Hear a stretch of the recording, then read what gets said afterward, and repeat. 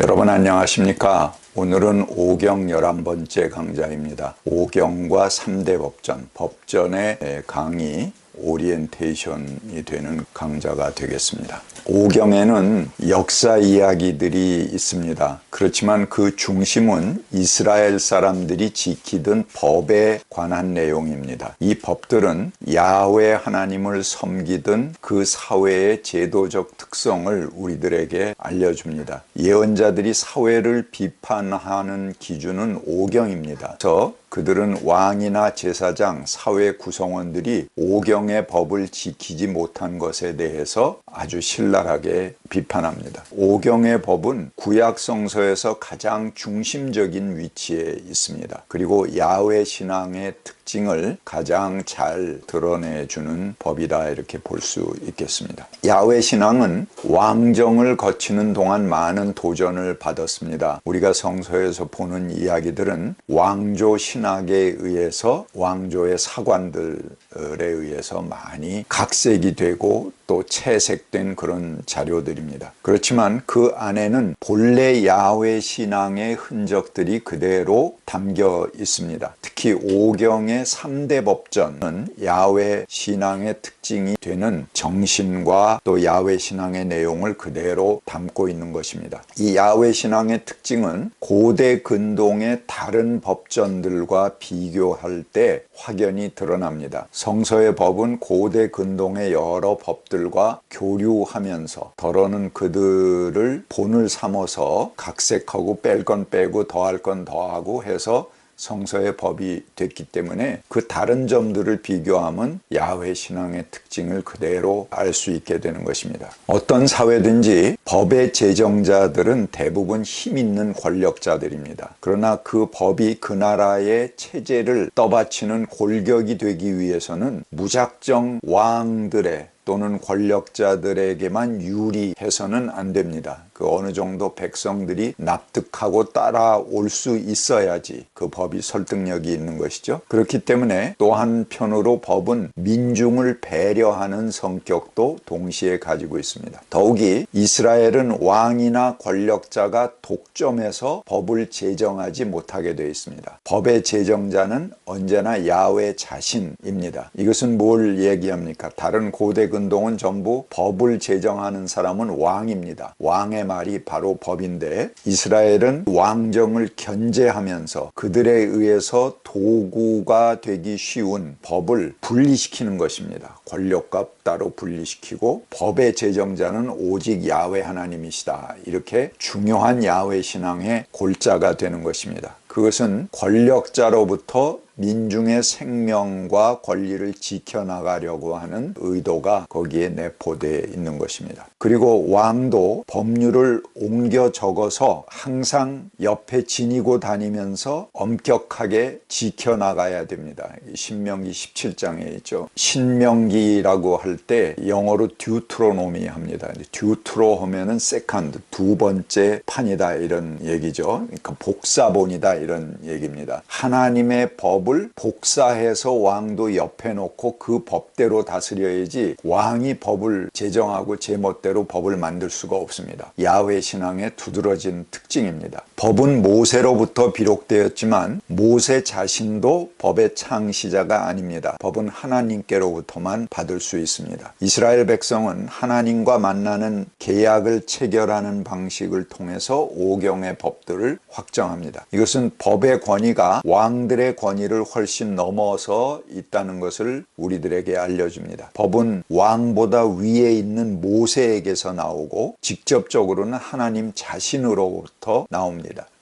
이러한 고백의 의미는 초기 평등 공동체의 정신을 담고 있습니다. 법을 나중에 등장하는 왕정 권력이 임의대로 바꾸거나 좌지우지할 수 없다 하는 것이 바로 이 야훼 신앙, 야훼 하나님만이 법의 제정자다 하는 내용의 본질인 것입니다. 이스라엘 법은 민중의 주체성을 강조합니다. 사회 평등에 대해서 매우 예민합니다. 따라서 히브리의 하나님은 고아와 과부와 약자들의 하나님으로 나타납니다. 제가 출애굽기 22장 21절부터 24절 읽어보겠습니다. 너희는 너희에게 몸붙여 사는 나그네를 학대하거나 억압해서는 안 된다. 너희도 이집트 땅에서 몸붙여 살던 나그네였다. 너희는 고아나 과부를 괴롭히면 안 된다. 너희가 그들을 괴롭혀서 그들이 나에게 부르짖으면 나는 반드시 그들의 부르짖음을 들어주겠다. 나는 분노를 터뜨려서 너희를 칼로 죽이겠다. 그렇게 되면 너희 아내는 과부가 될 것이며 너희 자식들은 고아가 될 것이다. 이런 전통은 지혜 문학에까지도 그대로 이어집니다. 시편 68편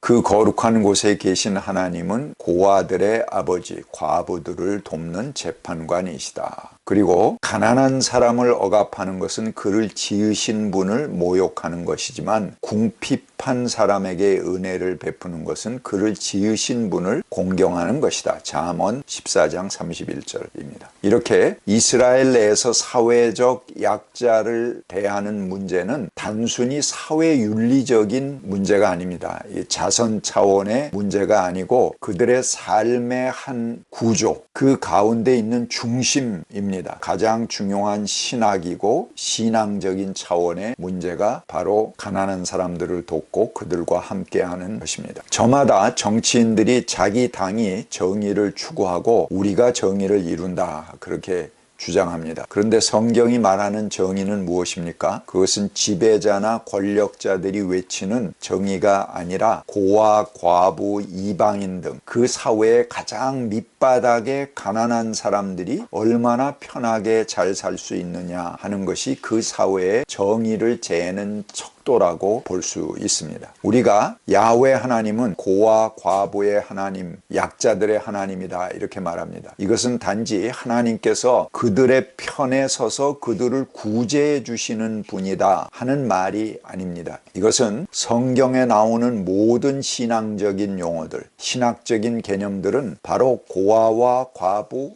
약자, 가난한 자들의 입장에서만 그들의 자리에서만 참뜻이 밝혀질 수 있다 하는 뜻입니다. 신학적 개념들을 가진 자와 권력자의 입장에서 이해하면 오히려 성경의 뜻과 정반대되는 개념들이 나올 수 있습니다. 그래서 여전히 사람들은 성경 말씀을 인용하면서 착취하고 빼앗고 사람을 죽이는 일에 가담하기도 합니다. 그렇기 때문에 우리가 신앙 안에 바로 서려면 어느 입장에서 보는가 하는 것도 굉장히 중요한 것입니다. 그 시선의 방향이 뒤집히게 되는 자리에는 바로 반성경, 반신학, 반역사, 반그리스도, 적그리스도가 나오게 되는 것이죠. 우리가 어떤 자리에서 신앙의 자세를 가질 것인가 하는 것은 가장 중요한 신학적인 자리다 이렇게 볼 수 있겠습니다. 오경 안에 주요 법전들이 있습니다. 오경 자체가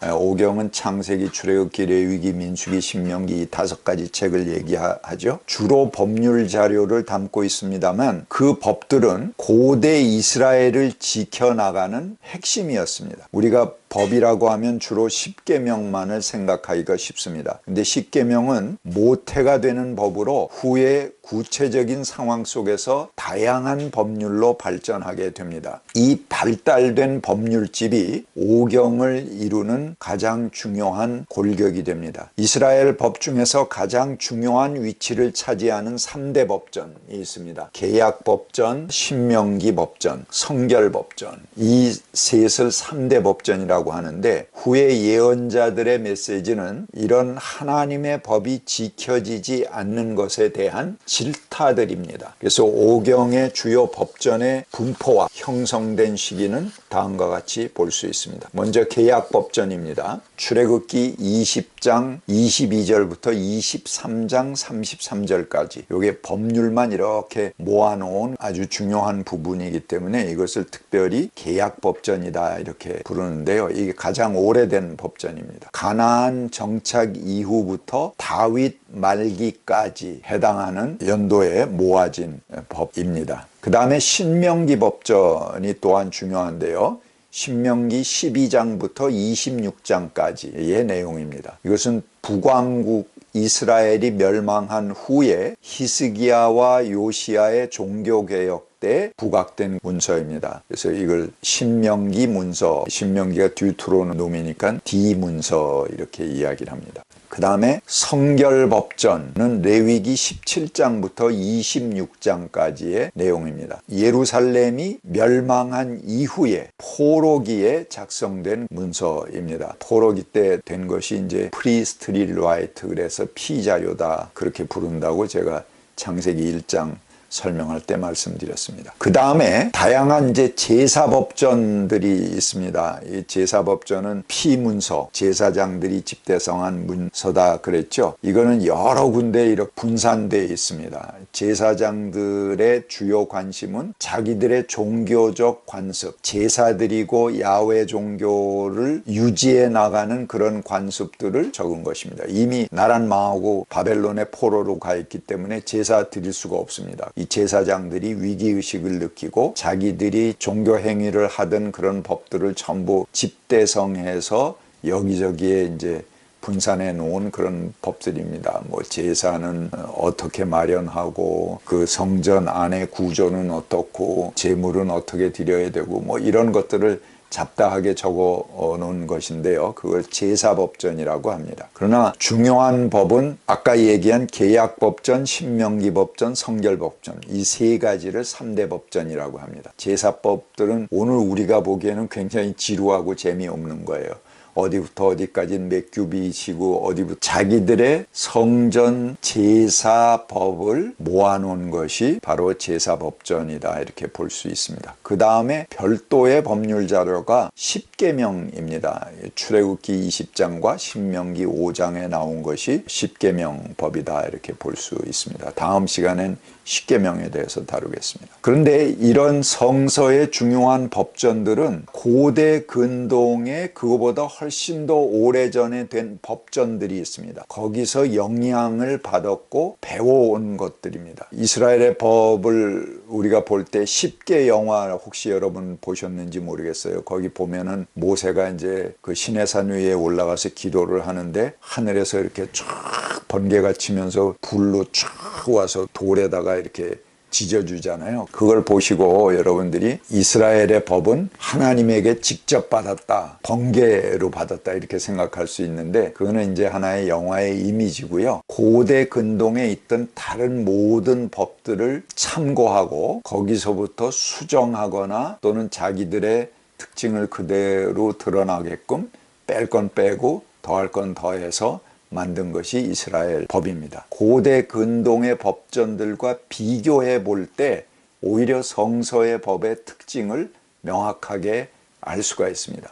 그럼 여러분들이 물으실 거예요. 하나님에게서 직접 받았다며 고대 근동의 법에서 왔느냐? 그 다른 차이점들을 볼 때 아주 두드러지는 특징이 있고 방향이 있습니다. 그것이 바로 야훼 신앙의 특징이 되고 야훼 하나님을 잘 드러내주는 특징이 됩니다. 그래서 하나님에게 직접 받았다 하는 것은 아주 깊은 신학적인 내용이지 그 방법 자체가 뭐 하나님이 번개로 지져주셨다 그렇게 보기는 어려운 것이죠. 주변의 법들, 이스라엘 법보다 훨씬 오래전에 형성된 법전들 가운데 이스라엘의 법과 유사한 법들이 많이 나타납니다. 고대 근동의 법전들은 그럼 어떤 것들이 있느냐? 이런 법들은 대부분 이스라엘의 법보다 수백 년에서 1000년 이상을 앞선 법전들입니다. 제가 그 법전들 쭉 이름만